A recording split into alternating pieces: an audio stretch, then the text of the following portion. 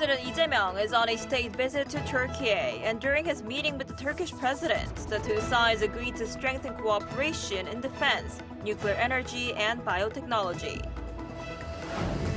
U.S. President Donald Trump says he will visit China in April and that he also plans to host China's Xi Jinping for a state visit later next year. The announcement comes after a phone call between the two leaders, almost a month after they last met in South Korea, on the sidelines of the APEC meeting.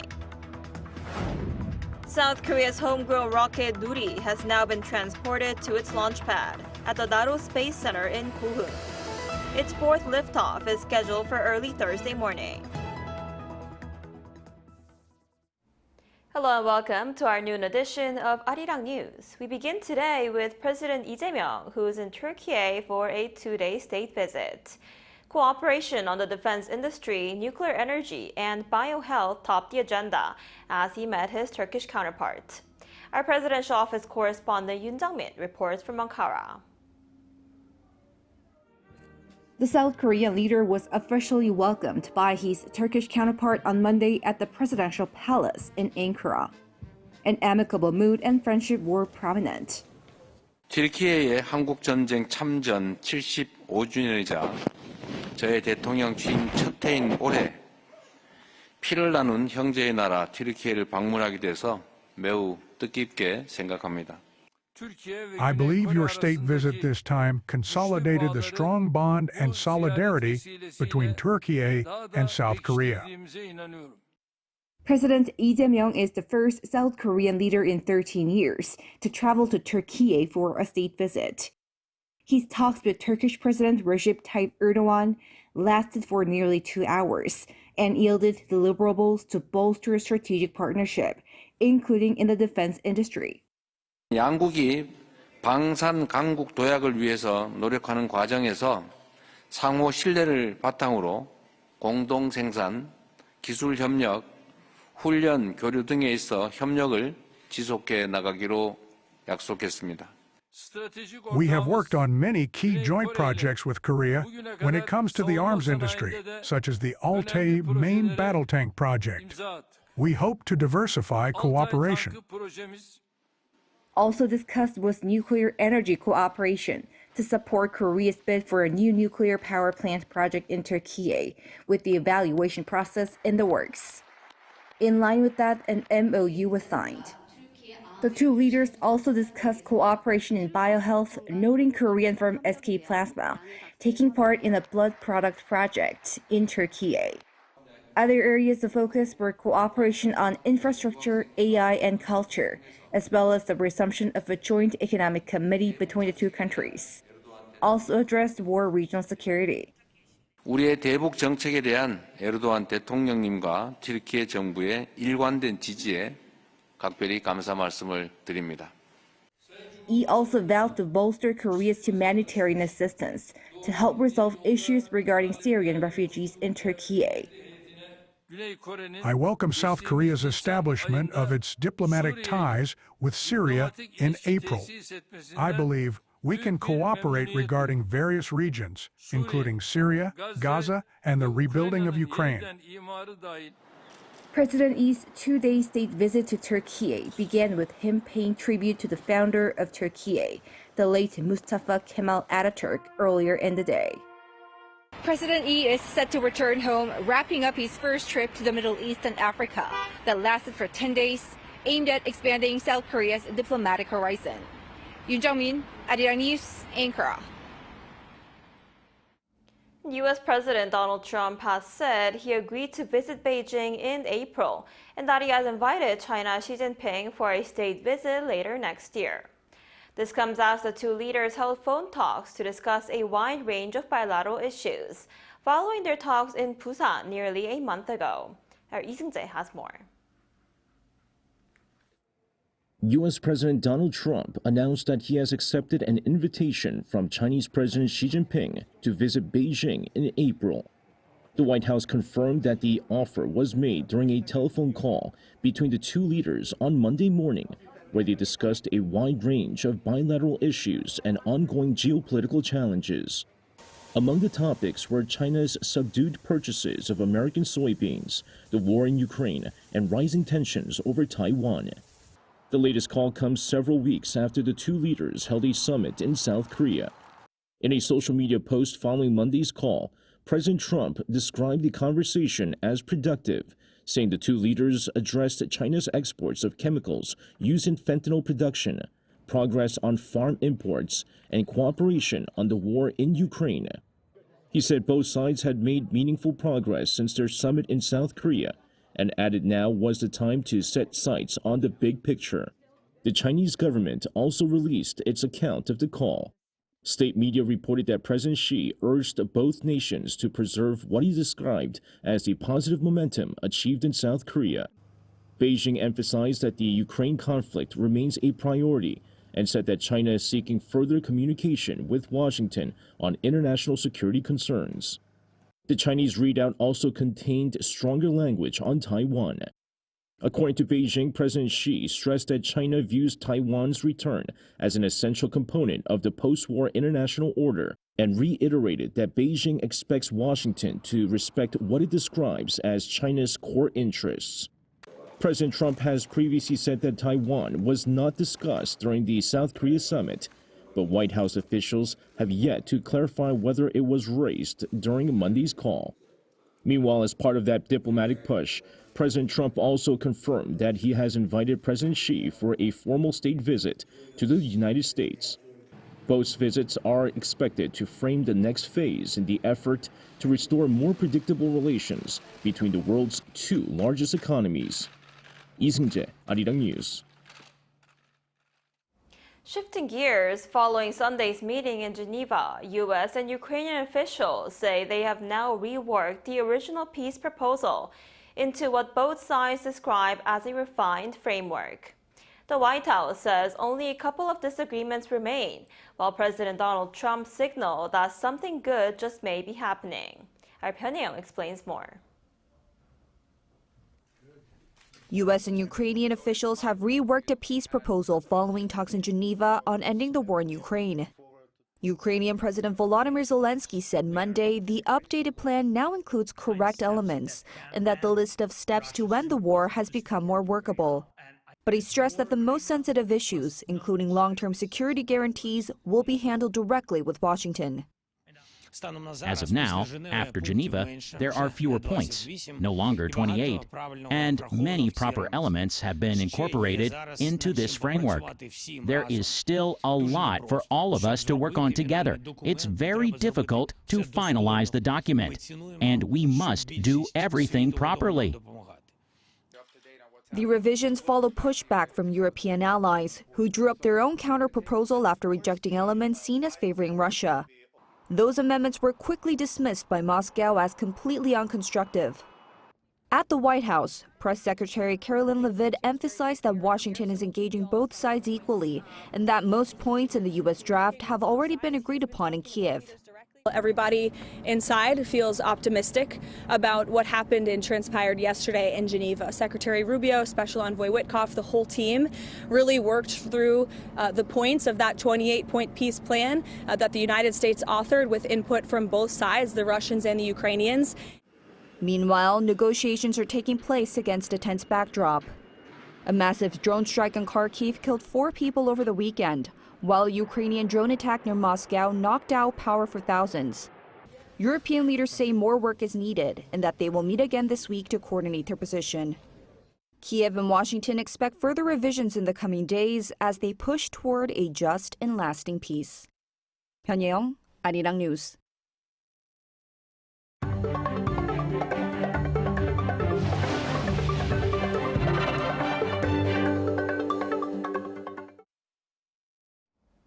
South Korea's domestically developed space rocket, Nuri, is now being prepared for its 4th liftoff. It was transported to its launch pad this morning, 2 days ahead of the scheduled launch. The Korea Aerospace Administration said the transport of the 200-ton rocket began at 9 a.m., moving it from the assembly building at the Naro Space Center in Gohung to its launch pad, around 1.8 kilometers away.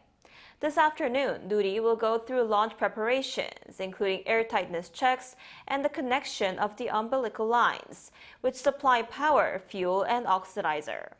Nuri is scheduled to lift off from the Space Center early Thursday morning. On the economic front, the IMF has released its annual report on South Korea's economy. While growth is forecast to get better slowly this year, next year it'll speed up. Plus, it welcomed the government's policies that aim to boost the economy. Our correspondent Kim Do-yeon reports.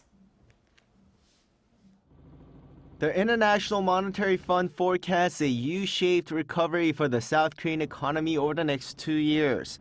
According to the 2025 Article 4 consultation report released on Monday, the IMF expects Korea to face moderate growth before momentum builds again, with this year's growth forecast at 0.9%. The IMF cited a gradual recovery in private consumption. For 2026, the outlook gets even better to 1.8%. This, as the effects of accommodative policies take hold and external uncertainties are expected to ease. Inflation is also looking to stabilize. It's expected to drop to the 2% range from this year to next year and further to 1.8% by the end of 2026. A key point of attention in the report is the nation's fiscal health.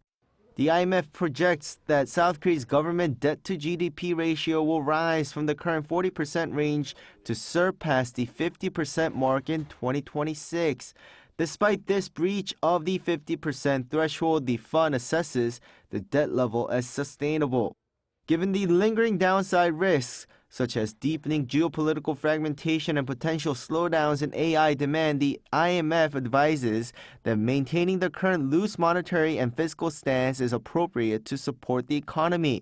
The report also highlighted structural vulnerabilities in Korea's trade model.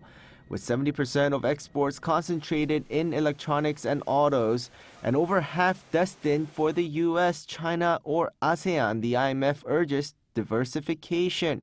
The recommendation is a strategic shift toward high-value services and the cultural sector. The fund specifically validated the government's push to monetize soft power. It said the authorities' plans to provide more targeted support to innovative business models and ensure sustainable revenue generation from cultural services, including through intellectual property licensing, are welcome.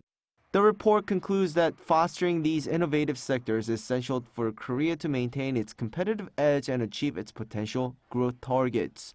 Kim Do-yeon, Arirang News. Meanwhile, consumer sentiment in South Korea has climbed to its highest level in 8 years.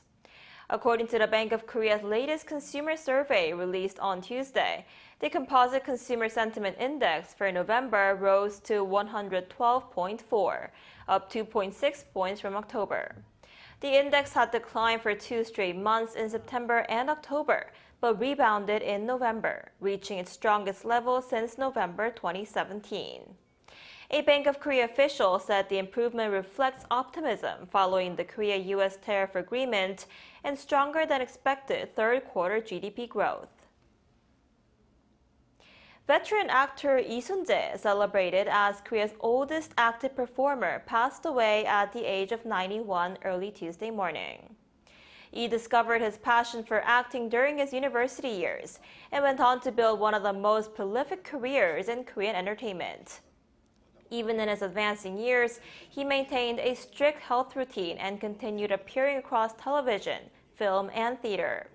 He starred in around 140 dramas and made countless appearances when including minor and cameo roles, cementing his legacy as a true lifelong actor who never left the stage.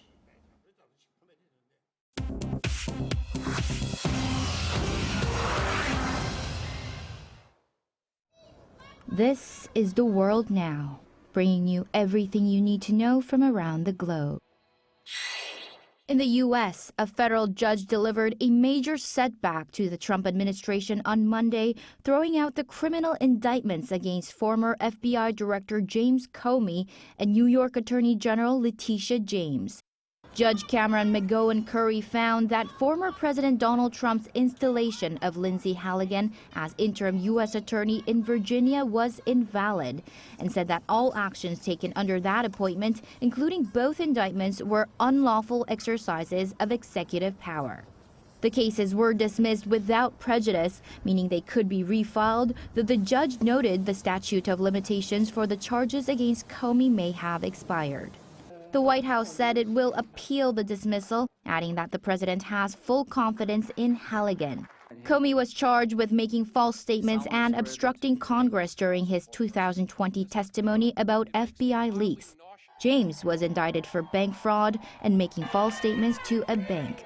Both deny wrongdoing and accuse the Trump administration of political retaliation. In Pakistan on Monday, 3 suicide attackers targeted the Federal Constabulary headquarters in Peshawar, killing 3 security personnel and wounding 11 according to local officials. One bomber was killed after detonating a bomb at the facility's gate, while 2 others were shot dead before entering the premises. Authorities said more than 400 personnel were inside for a parade, and senior officers were expected to be present. Jamaat al-Ahrar, a splinter group of the Pakistan Taliban, claimed responsibility for the attack. Pakistan's president and prime minister issued statements condemning the attack, which comes amid a spike in violence across the region. On Wall Street, tech giants powered a market rebound on Monday local time as U.S. policymakers raised expectations of a rate cut in December. The Nasdaq rose 2.7%, its strongest gain since May, while the S&P 500 advanced more than 1.5%. Alphabet jumped over 5%, surpassing $300 for the first time. Tesla surged roughly 7% on a bullish analyst call and progress on its in-house AI chips, while Nvidia added about 2% as traders monitored a decision over the potential export of the company's H200 AI chip to China. U.S. Fed Governor Christopher Waller joined New York Fed President John Williams, a close ally of Fed Chairman Jerome Powell, in reinforcing expectations for a December rate cut due to labor market weakness. In New York on Monday, organizers unveiled the new Times Square New Year's Eve ball, the 9th design since 1907 and first new design in 9 years. The sphere features 5,280 Waterford crystals, nearly double that of the previous version, and made its debut during a ceremony marking its first ascent atop One Times Square. The old ball will be displayed in a new Times travel exhibit opening in 2026. 주지현, 아리랑 뉴스.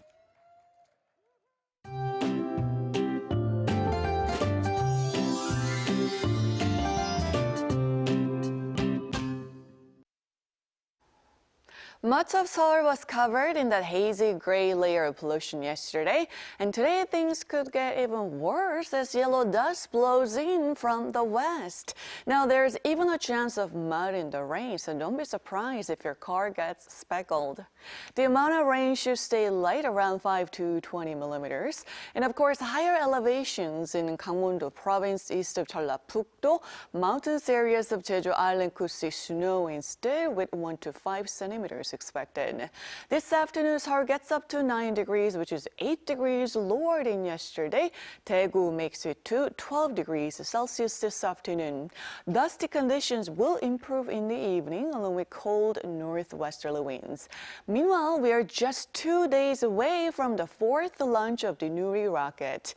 Right now, weather conditions in Goheung look promising for the launch time on Thursday at around 1 a.m. There's a low chance of rain and light wind forecast. But later on Thursday, another round of nationwide rain and snow returns, which will bring freezing conditions on Friday.